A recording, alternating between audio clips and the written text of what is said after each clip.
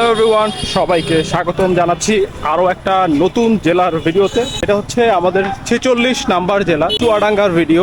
এই মুহূর্তে আমি এখন মেহেরপুর থেকে বের হয়ে, এই যে মেহেরপুরের যে পিছনের গেট, এটা থেকে বের হয়ে এখন আমরা চুয়াডাঙ্গার দিকে যাচ্ছি। এই হচ্ছে রোড, এখান থেকে হচ্ছে 27 কিলোমিটারের মতন দূরত্ব। চুয়াডাঙ্গা, এই যে বাস এখানেই আছে, যেটা আমি ওইখান থেকে হোটেল থেকে বের হওয়ার সময় জিজ্ঞেস করে এসেছিলাম। এই যে এটা হচ্ছে বাস তাজিম এন্টারপ্রাইজ।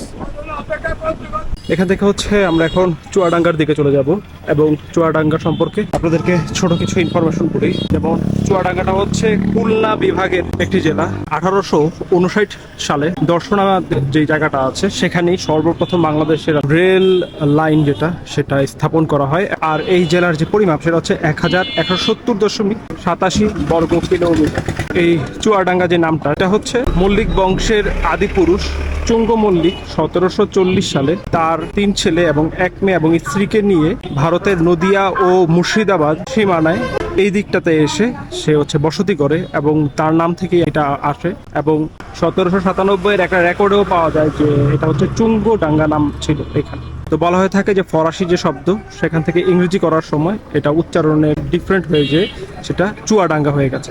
সো যেতে থাকি হচ্ছে চুয়াডাঙ্গার দিকে।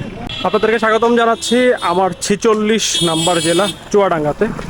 এই মুহূর্তে আমি চুয়াডাঙ্গার এই জায়গাটা এসে নেমেছি। এটার নাম হচ্ছে দৌলত দিয়ার বাস স্ট্যান্ড, দেখতে পাচ্ছেন।